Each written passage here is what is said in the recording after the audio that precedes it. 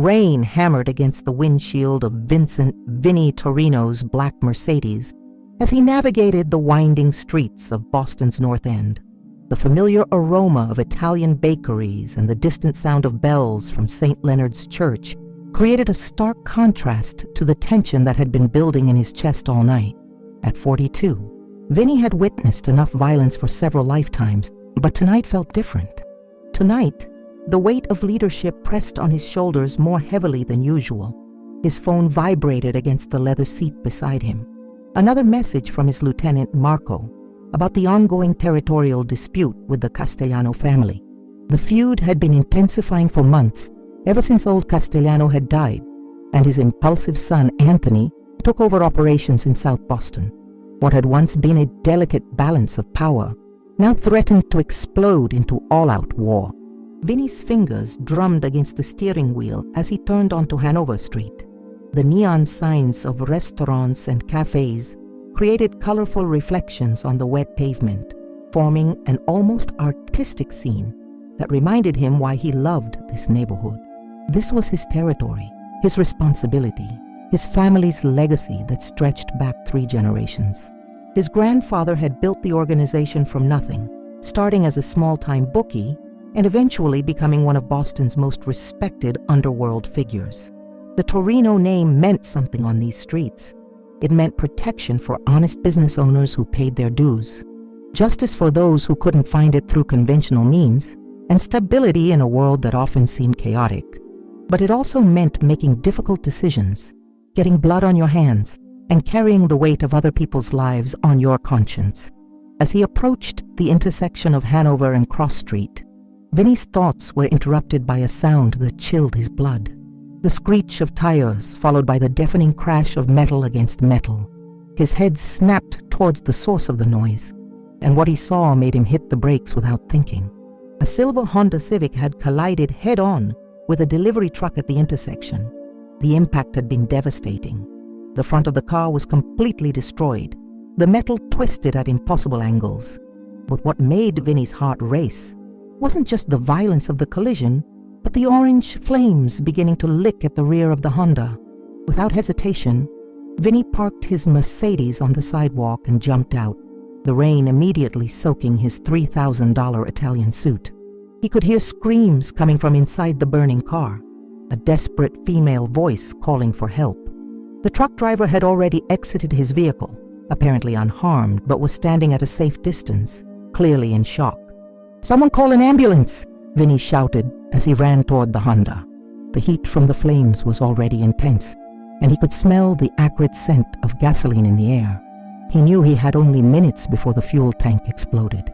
Reaching the driver's door, Vinnie tried to open it, but it was jammed from the impact. Through the cracked glass, he could see a young woman, probably in her 20s, trapped by her seatbelt.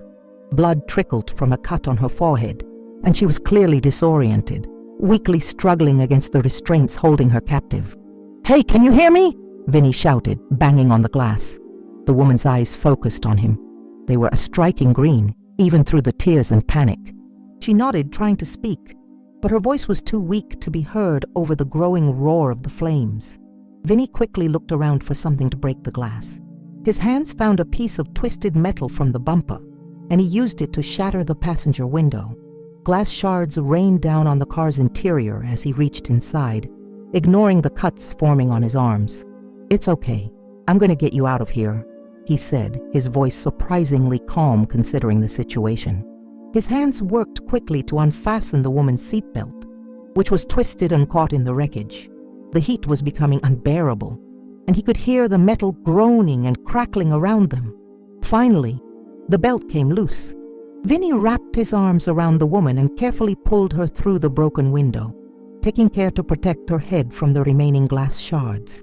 She was lighter than he expected, but he could feel her trembling, whether from shock, cold, or both. Carrying her in his arms, Vinnie ran away from the burning car, reaching the opposite sidewalk just as a deafening explosion echoed behind them.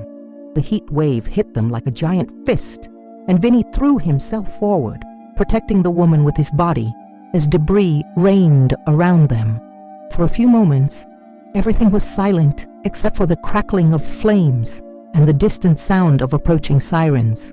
Vinny slowly got up, checking if the woman was injured. She was conscious, her green eyes fixed on his face with an expression of gratitude and confusion. "Thank you," she whispered, her voice hoarse. You saved my life." Vinny nodded, studying her face more closely now that they were safe. She was beautiful, with dark brown hair that was now disheveled and dirty, but there was something more, a quality in her eyes that suggested intelligence and strength, even amid the trauma she had just suffered. "What's your name?" he asked, helping her sit against a nearby brick wall. "Sarah," she replied, gently touching the cut on her forehead. "Sarah Mitchell. I'm a nurse at Massachusetts General Hospital. I was coming back from my night shift when—" Her voice failed as she looked at the burning wreckage that had once been her car. "Well, Sarah Mitchell," Vinny said, taking off his jacket and placing it over her shoulders. "You were lucky tonight. A few more minutes and—" He didn't finish the sentence, but they both knew what would have happened. The sirens were louder now, and Vinny could see the red and blue lights of emergency vehicles approaching. He knew he should leave before they arrived. His presence at an accident scene would raise questions he preferred not to answer. But something made him hesitate, something about this woman he had just saved. "The paramedics will take care of you," he said, starting to move away. "Make sure they check you for a concussion." "Wait," Sarah called, reaching out toward him. "I don't even know your name. How can I thank you properly?" Vinny stopped, looking back. For a moment he considered giving his real name, but decades of caution prevented him. "Just take care of yourself, Sarah, and drive carefully when you get another car."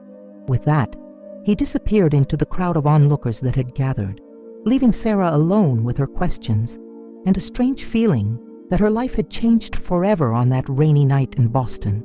As Vinny walked back to his Mercedes, he couldn't get the image of Sarah's green eyes out of his mind. There was something about her, something that intrigued him beyond simple physical attraction. Maybe it was the courage she had shown even in the face of danger, or the sincerity in her voice when she thanked him. Whatever it was, he knew it wouldn't be easy to forget her. But Vinny Torino was a practical man, and he had more urgent problems to deal with. The war with the Castellanos was intensifying, and he needed to keep his focus on protecting his family and territory. There was no room in his life for distractions, no matter how attractive they might be. Still, as he drove through the familiar streets back to his home in Beacon Hill, Vinny found himself hoping that Sarah Mitchell would recover completely from her injuries. It was a strange thought for a man in his position, but he couldn't help it. What he didn't know was that tonight had set in motion a series of events that would shake the foundations of everything he believed in, and that the woman he had saved from the flames carried a secret that could destroy everything he had worked for.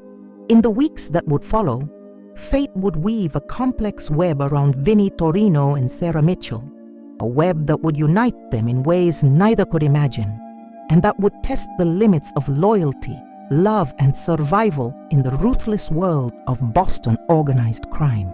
3 weeks had passed since the night of the accident, and Vinny found he couldn't get Sarah Mitchell out of his thoughts. It was a dangerous distraction at a time when he needed all his concentration.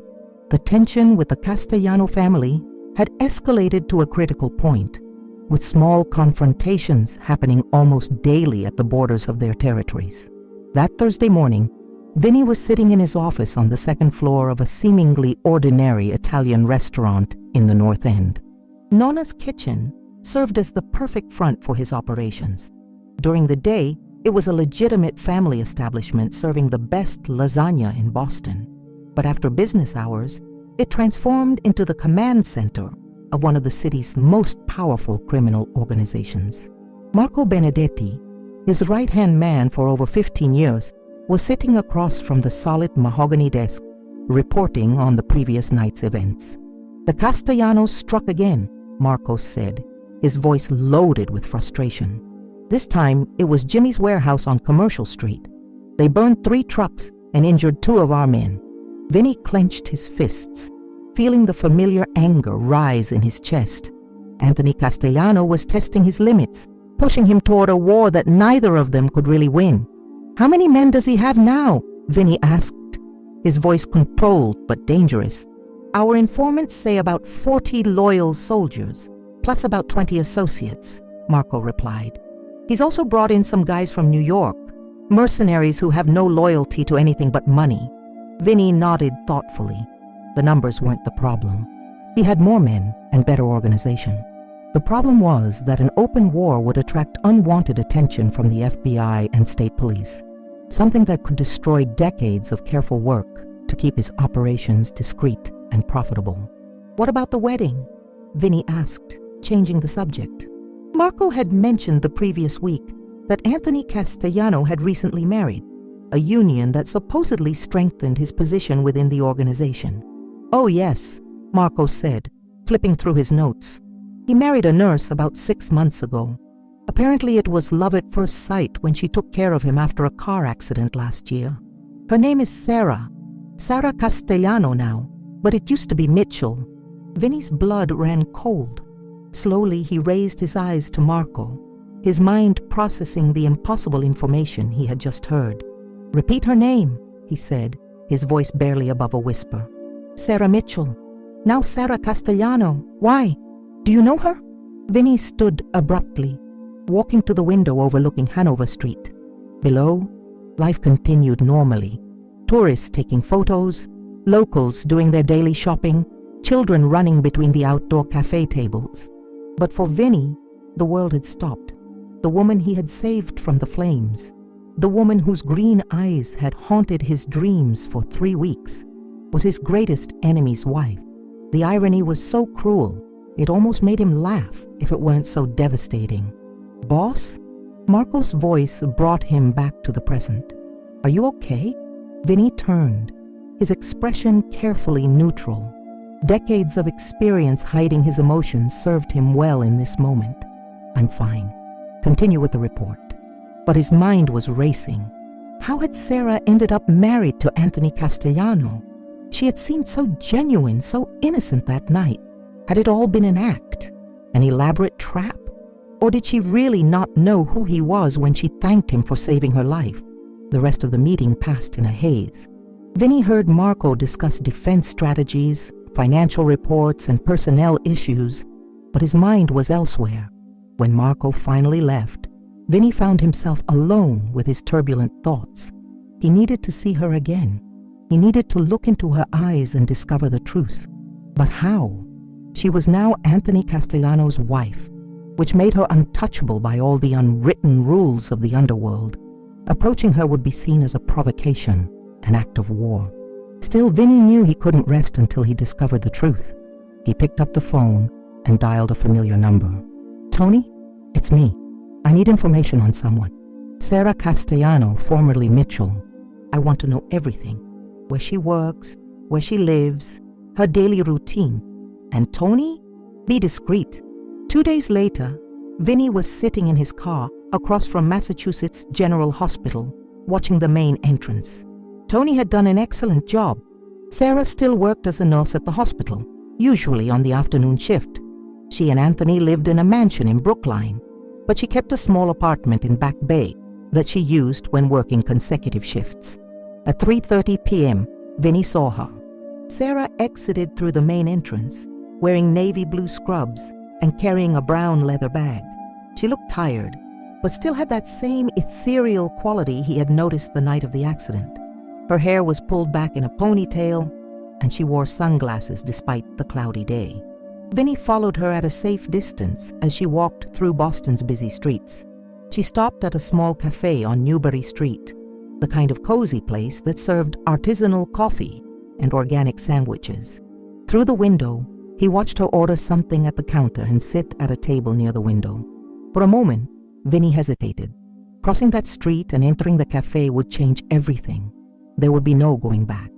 But the need to know the truth was stronger than his caution. The door chime rang softly as he entered. Sarah was absorbed in a book, a steaming cup of tea beside a half-eaten sandwich. She didn't notice him until he stopped beside her table. "Excuse me," Vinny said, his voice carefully casual. "You're Sarah, aren't you? We met a few weeks ago, the night of the accident." Sarah looked up, and Vinny saw immediate recognition in her face, followed by a complex expression of surprise, gratitude, and something he couldn't identify. "You!" she exclaimed, closing the book. I didn't expect to see you again. Please, sit down." Vinny sat in the opposite chair, studying her face carefully. There was no deception in her reaction. She genuinely hadn't expected to see him. "How are you feeling? Did you recover completely from your injuries?"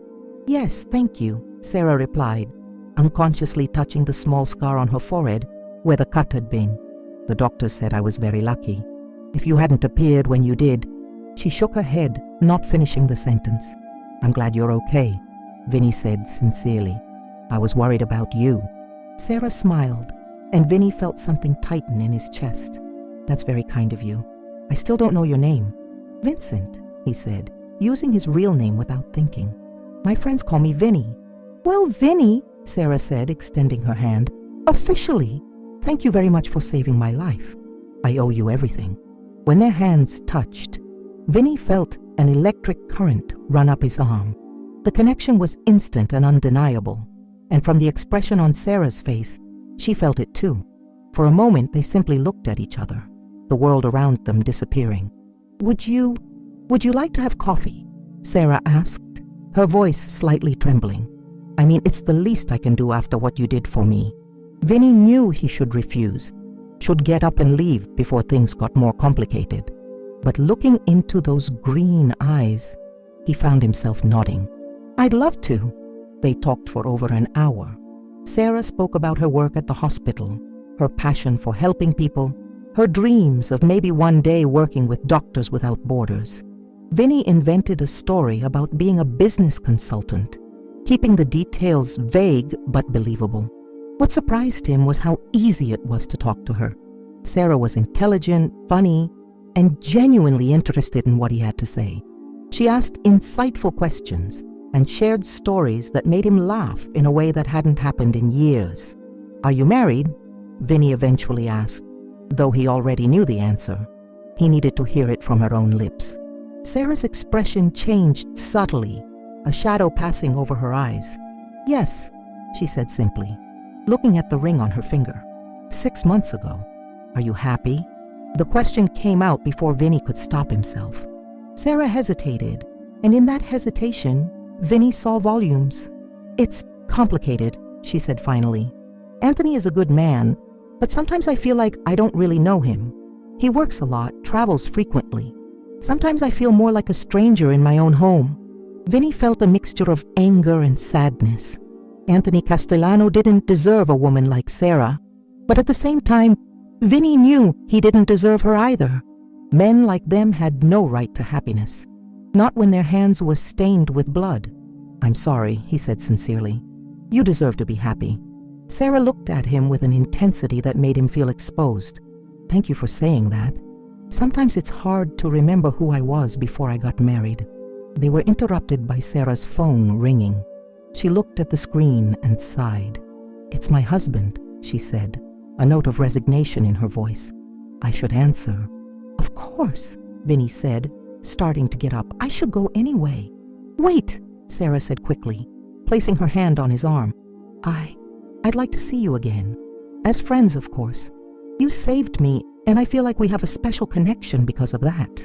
Vinny looked at her hand on his arm, feeling the warmth through the fabric of his shirt. He knew he should say no, that he should cut all ties with her before it was too late. But when he looked into her eyes, the words that came out were, "I'd like that too." Sarah smiled, a genuine smile that lit up her entire face. "How about here, next Thursday? Same time?" "It's a date," Vinny said, immediately regretting his choice of words. Sarah blushed slightly but didn't correct the statement. "It's a date," she repeated softly. As Vinny left the cafe, he knew he had crossed a line from which there would be no return. He was falling in love with his enemy's wife, and she seemed to be feeling the same about him. It was a recipe for disaster, but for the first time in years, Vinny felt truly alive. What he didn't know was that Anthony Castellano had begun to suspect that his wife was hiding something from him, and that the upcoming meetings between Vinny and Sarah wouldn't go unnoticed for much longer. The following weeks became a dangerous dance of secret meetings and growing emotions. Vinny and Sarah met religiously every Thursday, at the small cafe on Newbury Street, and gradually began seeing each other at other times too. A quick lunch, when Sarah had a break at the hospital, a walk through Boston Common on a Sunday afternoon when Anthony was traveling on business. Vinny knew he was playing with fire, but he couldn't stay away. Sarah had become like a drug to him. The more time he spent with her, the more he needed. She brought light to a world that had been dark for so long, he had forgotten what it was like to live without the constant shadows. During their meetings, Sarah talked about her childhood in a small town in rural Massachusetts, about how she had decided to become a nurse after losing her mother to cancer when she was 16. She described her work at the hospital with a passion that made Vinny's eyes shine, telling stories of patients she had helped recover, of families she had comforted during difficult times. In return, Vinny shared edited versions of his own life. He talked about growing up in the North End, about the importance of family and loyalty, about his love for Boston and its history. He carefully omitted the darker details of his existence, creating a version of himself that was true in essence, but free from the bloodstains that defined his reality. "Do you have family?" Sarah asked during one of their meetings as they walked along the harbor walk. The sun was setting over the harbor, painting the sky in shades of orange and pink that reflected on the water. "I have a younger sister, Isabella," Vinny replied, thinking of Bella, who now lived in Los Angeles with her husband and 2 children. "She's a pediatrician, much smarter than me." "I'm sure that's not true," Sarah said, smiling. "You're one of the most intelligent people I've ever met. The way you see the world, how you analyze situations, it's impressive." Vinny felt a pang of guilt. If Sarah knew who he really was, what he really did for a living, she wouldn't find him so impressive. "What about you? Do you have siblings?" "No, I'm an only child," Sarah replied, a note of sadness in her voice. "My parents tried to have more children after me, but they never could. My mother always said I was their miracle." They stopped at a railing overlooking the harbor, watching the boats gently rock in the water. Sarah was standing so close to Vinny that he could feel the warmth of her body, the subtle scent of her shampoo. The temptation to touch her, to pull her into his arms, was almost unbearable. "Vinny?" Sarah said softly without looking at him. "Can I ask you a personal question?" "Of course." "Have you ever been married?" The question caught him by surprise. Vinny had been engaged once, long ago, to a woman named Maria who had grown up in the neighborhood. But when she discovered the truth about his family business, she had ended the relationship and moved to California. Since then, he had had relationships, but nothing serious, nothing that could survive the reality of who he was. "Almost," he said honestly. "A long time ago. It didn't work out." "Why not?" Vinny hesitated. "She couldn't accept who I really was." Sarah finally turned to look at him, her green eyes intense in the golden light of the sunset. "And who are you really, Vinny?" For a moment, Vinny considered telling the truth. The temptation to open up completely to her, to share the burden he had carried alone for so long, was almost irresistible. But then he thought of Anthony Castellano, of the danger Sarah would face if she knew the truth, and the moment passed. "I'm just a man trying to do the best he can in a complicated world," he said finally. Sarah studied his face for a long moment, and Vinny had the feeling she could see through his evasions, that she knew there was more to the story, but she didn't press. Instead, she gently placed her hand on his arm. "We all have our secrets," she said. "I understand." Meanwhile, Anthony Castellano was becoming increasingly suspicious about his wife's behavior. Sarah had become distant in recent weeks, often lost in thought, smiling to herself for no apparent reason. She was working more shifts at the hospital, or at least that's what she said. And when she was home, she seemed to be somewhere else mentally. Anthony wasn't a stupid man. He had built his organization by being paranoid and attentive to details, and the details about Sarah's behavior weren't adding up.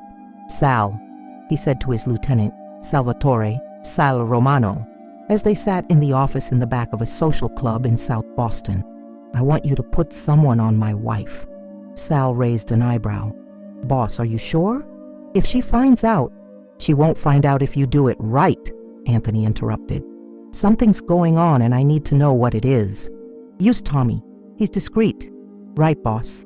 When do you want us to start? Now, and Sal? If she's cheating, I want to know who with.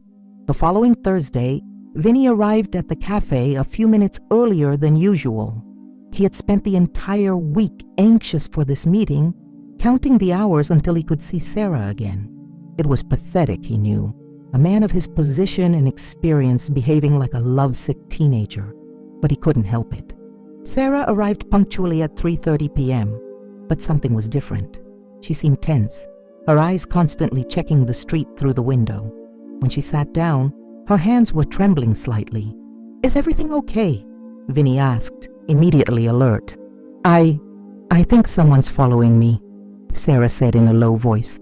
"For the past few days, I've seen the same man in different places. Yesterday he was outside the hospital when I left work. This morning, he was at the cafe near my apartment." Vinny's blood ran cold. If Anthony had put someone to follow Sarah, it meant he suspected something. And if they were seen together, "What does he look like?" Vinny asked, keeping his voice calm. "Tall, dark hair, always wears a black leather jacket. He tries to be discreet, but I noticed him." Vinny knew the description. Tommy Marconi, one of Anthony's men. This confirmed his worst fears. "Sarah," he said carefully, "you need to listen to me. I think it would be better if we didn't see each other for a while." Sarah's face paled. "Why? Is it because of the man following me? Vinny, you're scaring me." Vinny desperately wanted to tell the truth, explain the real danger she faced. But how could he do that without revealing who he really was? "Just trust me, please. If someone is following you, it could be dangerous for both of us to meet." "But I don't understand," Sarah said, tears beginning to form in her eyes. "Why would it be dangerous? We're just friends having coffee." The word friends cut Vinny like a blade. They both knew it had become much more than that, even though they had never crossed certain lines. The tension between them had grown with each meeting, the mutual attraction becoming harder to ignore. "Sarah," Vinny said softly, reaching out to touch her hand, "you know we're more than friends, and that's exactly why it's dangerous." Sarah looked at their intertwined hands, a tear rolling down her cheek. "I know," she whispered. "I know it's wrong, but I can't help what I feel for you. When I'm with Anthony, all I can think about is you, about how you make me laugh, about how alive I feel when we're together."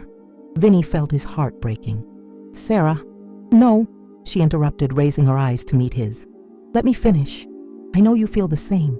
I see it in the way you look at me, in the way your voice changes when you talk to me. We're falling in love with each other, aren't we?" Vinny wanted to deny it, wanted to protect her from the truth, but he couldn't lie to her. "Yes," he admitted. "I'm falling in love with you. I've already fallen in love with you." Sarah smiled through her tears. "Then don't ask me to stay away from you. I can't do that." "You don't understand," Vinny said desperately. "There are things about me, about your situation, that you don't know. Things that make this impossible." "Then tell me," Sarah said. "Trust me like I trust you." Vinny looked into her eyes, seeing the sincerity, the courage, the love she was no longer trying to hide. For a moment, he considered telling everything. Who he was, who her husband was, the mortal danger they were both putting themselves in. But then he thought about what would happen to her if Anthony found out. Anthony Castellano wasn't known for his mercy, especially when it came to betrayal. "I can't," he said finally. "Not now. But Sarah, you need to trust me when I say that staying away is the only way to keep you safe." Sarah studied his face for a long moment, and Vinny could see the gears turning in her mind. She was too intelligent not to realize there was more to the story. "Okay," she said finally, "but with one condition. Give me 2 weeks. If after 2 weeks you still think we should stay apart, I'll respect your decision. But give me 2 weeks to figure out what's really going on." Vinny knew he should refuse, that 2 weeks was too long, that every day they spent together increased the danger. But looking at her, seeing the determination in her eyes, he found himself nodding. 2 weeks, he agreed. "But you need to be extremely careful. If you notice anything strange, anything that makes you feel unsafe, you call me immediately." Sarah nodded, squeezing his hand. "I promise." They parted that afternoon with a kiss on the cheek that lasted a moment longer than it should have, with a look that said everything their words couldn't. Vinny watched her leave the cafe, his heart heavy with the knowledge that he was leading her down a path that could destroy them both. Across the street, Tommy Marconi took photos of the entire meeting, including the intimate moment of their goodbye. He smiled coldly as he put away the camera. Anthony Castellano would be very interested in seeing these images.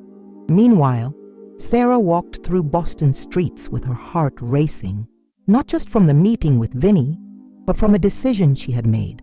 She was going to discover the truth about the man she was falling in love with, and about why someone was following her. She was stronger and more determined than any of the men in her life imagined, and it was time to prove it. The 2 weeks that would follow would test everyone involved in ways none of them could predict, and would reveal secrets that would change their lives forever. Sarah Mitchell Castellano was not a woman who accepted vague answers when her life was at stake. During her years as a nurse, she had learned to trust her instincts, to read between the lines, and to investigate when something didn't make sense. And nothing about her current situation made sense. The morning after her meeting with Vinny, Sarah made a decision that would change everything. Instead of going directly to the hospital, she made a detour to the Boston Public Library. If someone was following her, she needed to know why. And if Vinny was hiding something important, she was going to find out what it was. Sitting in front of a computer in the reference section, Sarah began her investigation. First, she searched her own name, looking for anything that might explain why someone would have an interest in following her. She found only professional medical records and some mentions in local newspapers about hospital charity campaigns. Then she typed Vincent Torino Boston into the search bar. What appeared on the screen made her blood run cold. Newspaper articles, police reports, courthouse photographs. Vincent Vinny Torino, described as alleged head of one of Boston's most powerful crime families. Charges of extortion, money laundering, criminal association. Photos of him leaving courthouses, always impeccably dressed, always surrounded by expensive lawyers. Sarah felt as if the ground had disappeared beneath her feet. The gentle man who had saved her life, who made her laugh, who made her feel alive for the first time in months, was a criminal, a mobster. But the most devastating revelation was yet to come. Continuing her research, Sarah found articles about the territorial war between the Torino and Castellano families.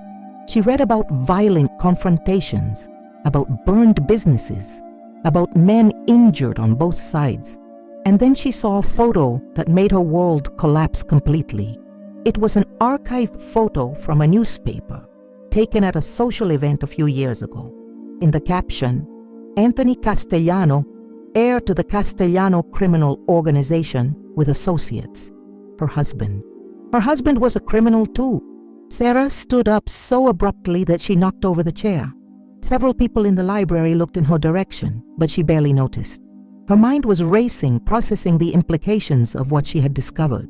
Anthony wasn't a business consultant, as he always said. He was the head of a crime family. And Vinny was his enemy. They were at war with each other, and she was in the middle. Sarah left the library staggering, feeling physically sick. Everything made sense now. Anthony's mysterious trips, the late-night meetings, the strange men who sometimes came to the house, the money that always seemed abundant, but whose origin was never clearly explained. And Vinny, why hadn't he told her? Did he know who Anthony was from the beginning? Had the rescue been genuine? Or had it all been an elaborate manipulation? Sarah needed answers, and she wanted them now. Vinny was in a tense meeting with his lieutenants when his phone rang. He looked at the screen and saw Sarah's name. His heart raced.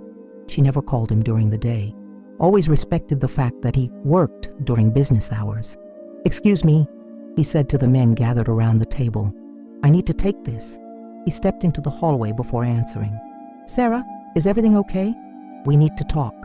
Now." Her voice was cold, controlled, but Vinny could hear the underlying tension. "Sarah, what happened?" "You know very well what happened, Vincent Torino." The use of his full name made Vinny's stomach sink. She knew. Somehow she had discovered the truth. "Where are you?" he asked. "At Boston Common, near the pond. Come alone." The line went dead.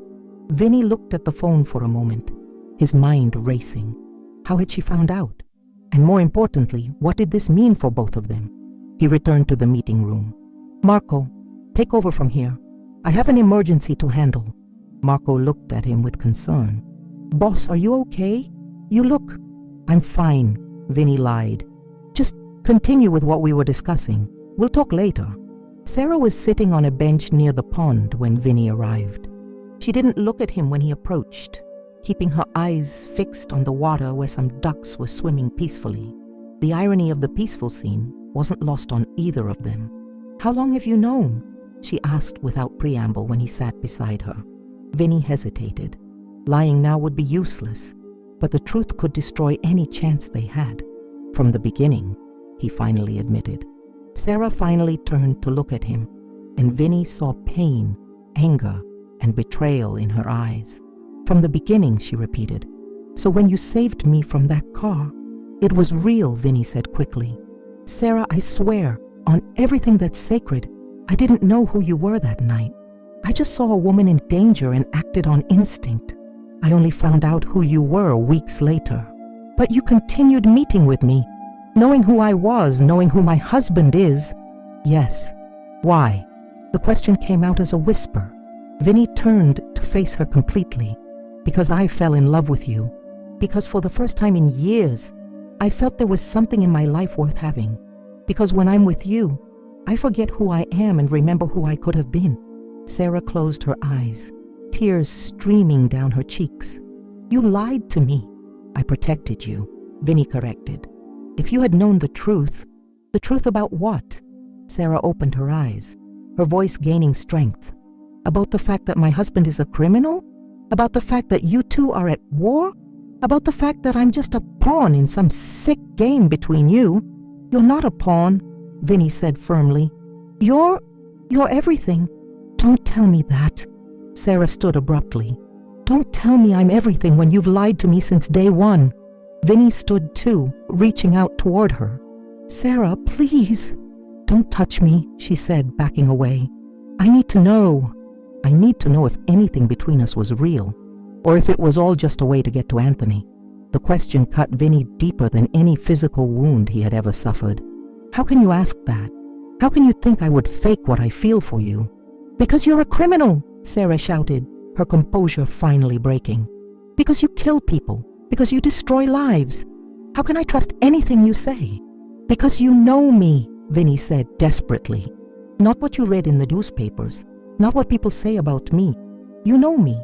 You know the man who saved you, who makes you laugh, who listens when you talk about your dreams.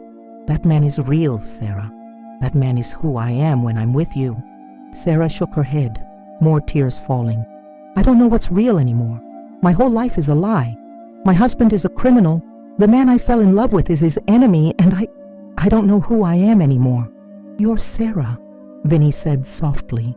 "You're the most courageous, most compassionate, most genuine woman I've ever met. You're a nurse who saves lives every day. You're someone who sees the good in people even when they can't see it in themselves. That hasn't changed."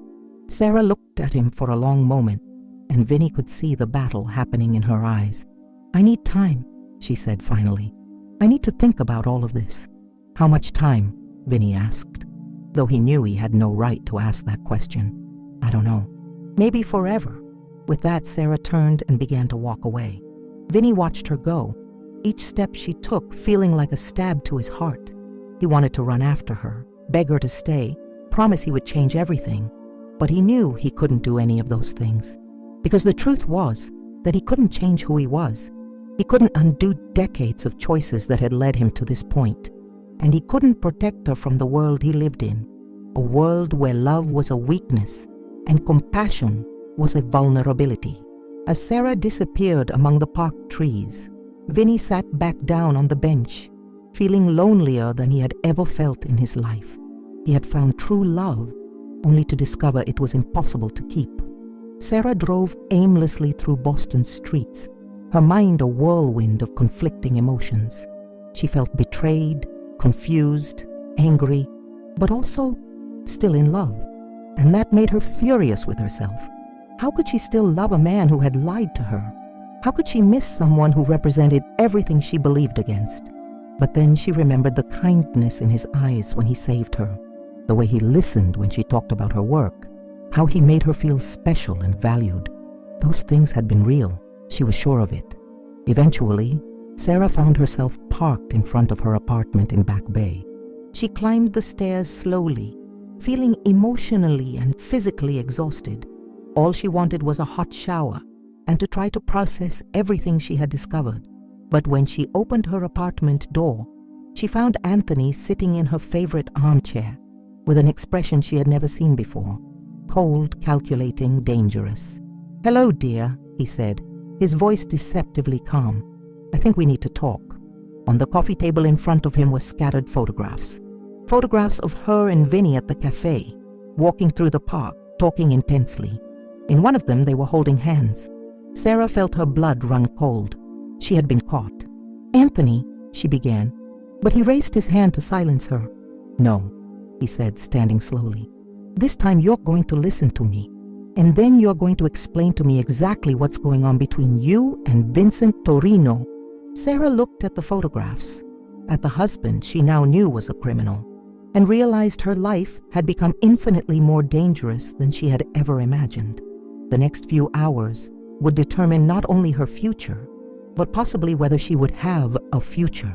And somewhere across town, Vinny Torino was about to discover that the game had changed completely, and that the woman he loved was in mortal danger. The silence in Sarah's apartment was deafening. Anthony Castellano remained standing, his hands clasped behind his back, studying his wife's face with the coldness of a predator assessing its prey. The photographs scattered on the coffee table seemed to scream silent accusations, each image irrefutable evidence of the betrayal he had suspected. "Sit down," Anthony ordered, his voice maintaining that dangerously calm tone that Sarah now recognized as far more threatening than any shout. Sarah remained standing near the door, her mind racing. She could try to deny it, make up an explanation, but the photographs were too clear. Besides, after everything she had discovered that day, she was tired of lies, both the ones she had told and the ones that had been told to her. "I said sit down," Anthony repeated, and this time there was a clear threat in his voice. Sarah moved slowly to the sofa, keeping her eyes fixed on her husband. It was as if she was seeing Anthony for the first time, not the charming and attentive man she had married, but the criminal he really was. The transformation was terrifying. "How long?" Anthony asked, picking up one of the photographs and studying it. It was an image of Sarah and Vinny walking through Boston Common, their heads inclined toward each other in intimate conversation. "Anthony, I can explain." "How long?" he repeated, his voice rising an octave.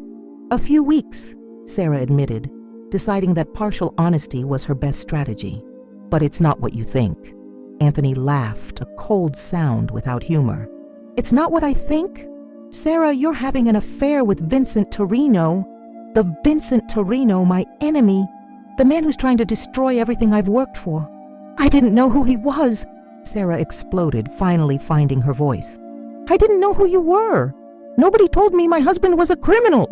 Anthony's hand moved so quickly that Sarah barely had time to register the movement before feeling the burning pain on her cheek. The slap echoed through the apartment like a gunshot. "You don't talk to me like that," Anthony said coldly. "You're my wife. You owe me loyalty." Sarah touched her cheek, feeling the heat and swelling already beginning. Tears of pain and anger filled her eyes, but she refused to let them fall.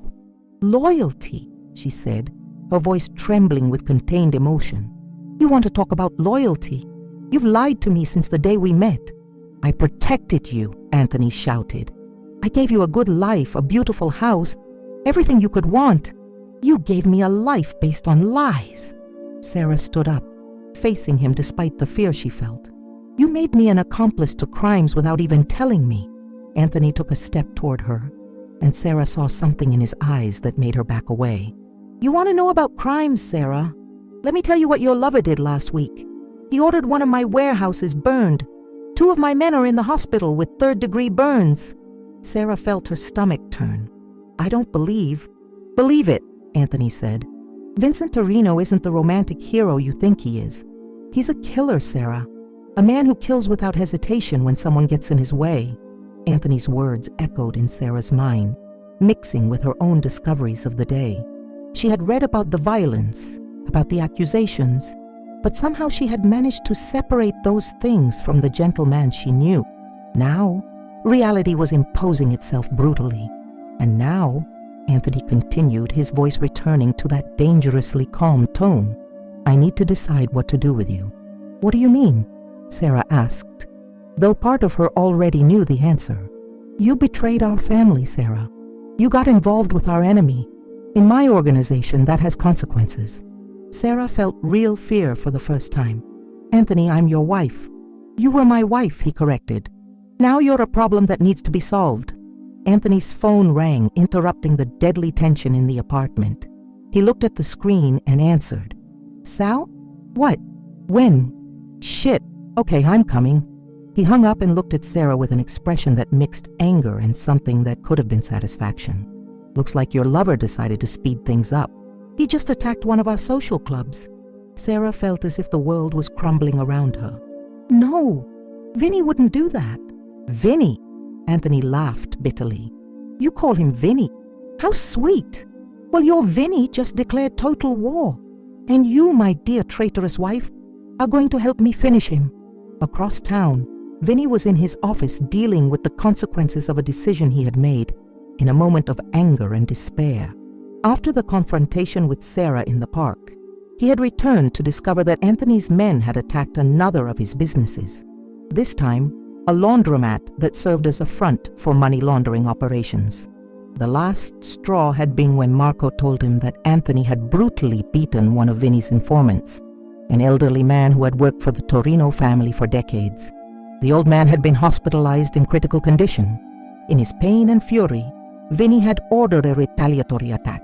Now, as he listened to Marco report the damage to the Castellanos social club, he regretted the decision, not because he cared about Anthony or his men, but because he knew this would make Sarah's situation even more dangerous.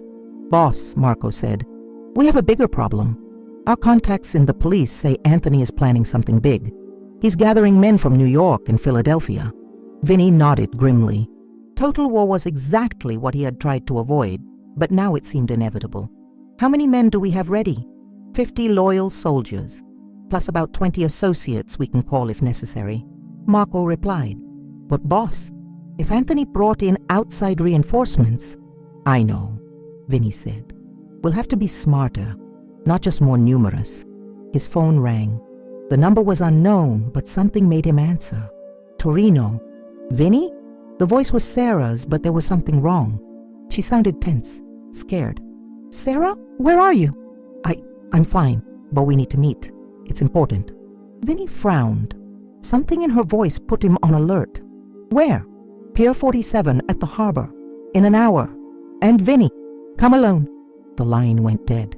Vinny looked at the phone, his mind analyzing the conversation. Sarah's tone, the way she had said his name, the insistence that he come alone, everything suggested a trap. Marco, he said, gather some men, discreetly. Trouble? Maybe. Or maybe just a scared woman trying to find a way out of an impossible situation. Pier 47 was deserted when Vinny arrived, except for some seagulls screaming over the debris left by the day's fishermen. Fog was beginning to roll in from the harbor, creating a ghostly atmosphere that perfectly matched Vinny's somber mood. He saw Sarah before she saw him. She was standing at the end of the pier, looking at the water, her hair blowing in the ocean breeze. Even from a distance, he could see the tension in her posture. Vinny approached carefully, all his instincts on high alert. He had instructed Marco and 2 other men to position themselves at strategic points around the pier. But if this was really a trap, he could be walking to his death. Sarah, he called when he was about 10 meters away. She turned, and Vinny immediately saw the bruise on her cheek. The anger he felt was so intense that for a moment he couldn't speak. He hit you, Vinny said. his voice dangerously low. Sarah nodded, unconsciously touching the mark, among other things. Where is he now? Vinny, no, Sarah said quickly. That's not why I'm here. Then why are you here? Vinny took a few more steps toward her, but stopped when he saw Sarah back away slightly. Because I need you to stop, she said, tears beginning to stream down her face. I need you to stop this war before more people get hurt. Vinny studied her face, looking for signs of deception. Sarah, what did Anthony do to you? What did he say? He told me about the warehouse, about your men in the hospital. He told me about the things you've done. Sarah shook her head. I don't want to believe it, but you believe it, Vinny finished. You believe I'm a monster. I don't know what to believe anymore, Sarah exploded. Everything in my life is a lie. My husband is a criminal. The man I fell in love with is a criminal, and I'm in the middle of a war I don't understand. Vinny took another step toward her. Sarah, I never lied about my feelings for you. That's real. What I feel for you is the only real thing in my life. But it's not enough, is it? Sarah said, her voice breaking. It's not enough for you to stop hurting people. It's not enough for you to leave this life. You don't understand, Vinny said desperately. It's not that simple. I have responsibilities, people who depend on me. What about me? Sarah asked. I depend on you too. I depend on you to be the man I thought you were. Before Vinny could respond, he heard the sound of footsteps behind him. He turned to see Anthony Castellano emerging from the fog, accompanied by 4 armed men. How touching, Anthony said, his voice full of sarcasm. A lover's meeting on the pier. Very romantic. Vinny immediately positioned himself between Anthony and Sarah, his hand moving instinctively to the gun under his coat. Anthony. Vincent, Anthony replied with a cold smile. Thank you for coming. Made things much easier. Leave Sarah out of this, Vinny said. Your fight is with me. Anthony laughed. My fight is with anyone who betrays me, and my dear wife betrayed me in the worst possible way. I didn't know, Sarah shouted. I didn't know who either of you were. But now you know, Anthony said. And now you have to choose. Vinny frowned. Choose what? Anthony pulled out a pistol and pointed it at Vinny. Sarah is going to choose who lives and who dies. You or me. The silence that followed was broken only by the sound of waves hitting the pier and the distant cry of seagulls. Sarah looked from Anthony to Vinny, horror clear in her eyes. I can't, she whispered. You can and you will, Anthony said. Because if you don't choose, I'll kill both of you. Vinny could see Marco and his men positioning themselves in the shadows, but they were too far away to help if Anthony decided to shoot. He needed to buy time. Anthony, Vinny said calmly, do you really want your wife to live with someone's blood on her hands? She's innocent in this. She stopped being innocent the moment she decided to get involved with you, Anthony replied. Now Sarah, choose. 5 seconds. Sarah looked at Vinny, her eyes filled with tears and despair. In that moment, she made a decision that would change everything. Instead of choosing between the 2 men, she did something neither of them expected. No, she said firmly, positioning herself between Anthony and Vinny. I won't choose. I won't be responsible for anyone's death. Sarah, get out of the way, Anthony ordered, but his voice had lost some of its conviction. No, Sarah repeated, her voice gaining strength. I won't get out of the way. If you want to shoot Vinny, you'll have to shoot me first. You don't understand what you're doing, Anthony said, but Vinny could see the uncertainty in his eyes. I understand perfectly, Sarah said. I understand that you two are so consumed by hatred and the thirst for power that you've lost sight of what really matters. I understand that you're willing to destroy everything and everyone around you to protect your wounded egos. She turned to Vinny. And you, Vinny, you say you love me, but you're not willing to change. You're not willing to leave this life behind for me. Sarah, Vinny began.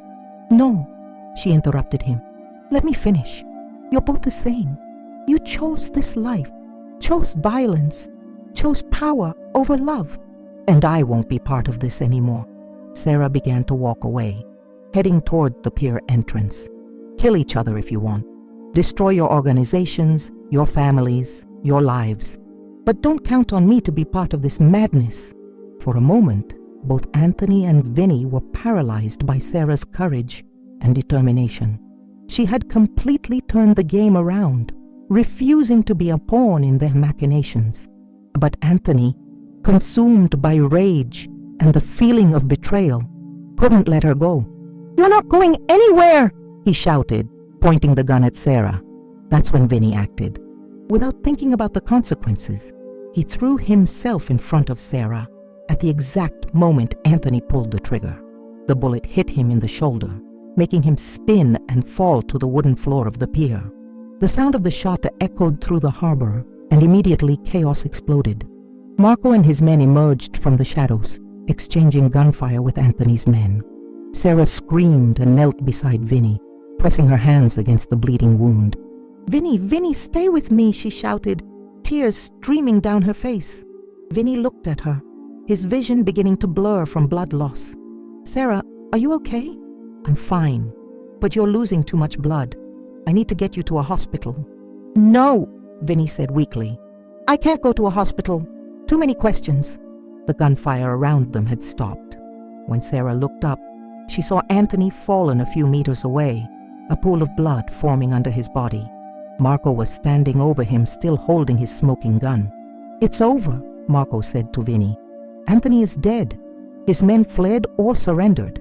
Sarah looked from Anthony to Vinny, feeling a complex mixture of relief, sadness, and horror. The war was over, but at what cost? "Marco," Vinny said with difficulty, "take Sarah to a safe place and call Dr. Rossi. He'll take care of the wound without asking questions." "No," Sarah said firmly. "I'm not leaving you. I'm a nurse. I can take care of you." Vinny looked at her with an expression of surprise and gratitude. "After all this, after knowing who I am, what I've done, you still want to help me?" Sarah gently touched his face. "You threw yourself in front of a bullet for me. That tells me more about who you really are than anything I read in the newspapers." In the weeks that followed, as Vinny recovered from his wound, he and Sarah had many difficult conversations.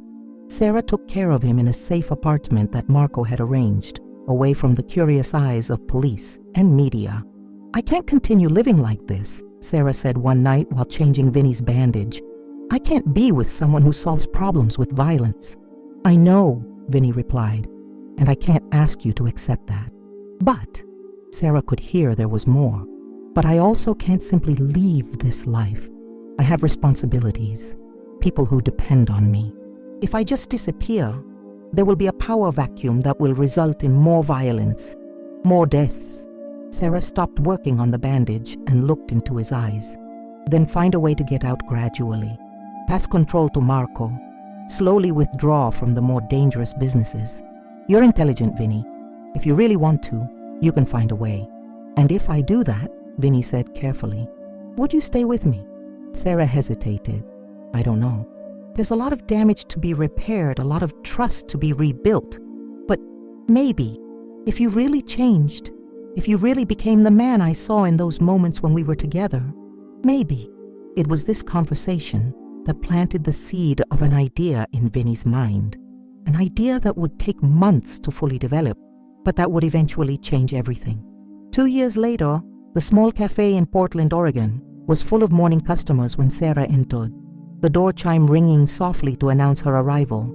She swept the environment with her eyes until she found who she was looking for, a man sitting alone at a corner table, reading a newspaper and drinking coffee. Vincent Torres, no longer Torino, looked up when she approached. He was different from his Boston days. Thinner, with slightly longer hair, wearing jeans and a flannel shirt instead of his expensive Italian suits. But the eyes were the same, those dark eyes that had captivated her from the first moment. "Hi," she said simply, stopping beside the table. "Hi," he replied, a hesitant smile appearing on his face. "You came." "I said I would." Sarah sat in the opposite chair. "How are you?" "Good. Better than I expected." Vinny closed the newspaper and studied her. "You look good." "Happy." Sarah nodded. "I am. The work at the hospital here is rewarding, and Portland is a beautiful city." "I know. I've been enjoying living here." They fell silent for a moment, the weight of 2 years of separation hanging between them. Finally, Sarah spoke. Marco told me you really did it, that you got out completely. Vinny nodded. It took longer than I would have liked, but yes, Marco took over everything in Boston. I have no more connection to that life. And what do you do now? Believe it or not, I'm a security consultant. I help small businesses protect their operations. I use my previous experience constructively. Sarah smiled for the first time since she arrived. That's ironic. I know, but it's honest, and it's legal. Vinny leaned forward. Sarah, I know I have no right to ask anything of you. I know I caused a lot of damage, a lot of pain, but these 2 years made me realize you were right about everything. Vinny, let me finish, please. He took a deep breath. You told me once that I had to choose between power and love. At the time, I thought it was an impossible choice, but you showed me it wasn't impossible. It was just difficult, and I chose wrong for too long. Sarah felt tears beginning to form in her eyes. And now? Now I choose love. I choose you, if you'll let me. Sarah looked at the man in front of her, no longer the powerful mob boss she had known in Boston, but simply Vincent, a man who had sacrificed everything for a chance at redemption. It won't be easy, she said finally. There's a lot to overcome, a lot of history between us. I know, but I have time. We have time. Sarah extended her hand across the table, and Vinny took it gently. Then let's go slowly. Let's get to know each other again as the people we are now. I'd love that, Vinny said, squeezing her hand. They spent the next 3 hours talking about their new lives, about the last 2 years, about hopes and dreams for the future. When they finally parted, it was with the promise to meet again the following week. As Sarah walked through Portland's tree-lined streets back to her apartment, she reflected on the journey that had brought them to this point. It had been painful, traumatic, full of losses and regrets. But it had also been a journey of growth, of discovery, of learning that true love sometimes requires impossible sacrifices. Vincent had made the ultimate sacrifice. He had given up everything he knew, all the power he had built, for a chance to be with her. There were no guarantees it would work, no promises of a happy ending, but there was hope. And sometimes Sarah thought, as the autumn sun filtered through the golden leaves above her, hope was enough to start over. 6 months later, Vincent Torres and Sarah Mitchell were married in a small ceremony at Portland's Botanical Garden, with only a few close friends as witnesses. There was no mob family, no threats from enemies, no shadows from the past. Just two people who had found a way to transform a tragedy into a second chance. They opened a small community clinic together, Sarah as head nurse and Vincent handling administration and security. It was a simple, honest life, very different from the world of luxury and danger they had known in Boston. But it was a life built on true love, rebuilt trust, and the belief that people can change, that redemption is possible, and that sometimes the most unlikely stories can have the most beautiful endings. And when Sarah looked at Vincent working in his office, or when he watched her caring for patients at the clinic, they both knew they had made the right choice. Love had conquered power, hope had triumphed over despair, and two lost souls had found their way back to each other. The past would never be completely forgotten, but the future was full of infinite possibilities, and that, they discovered, was more than enough.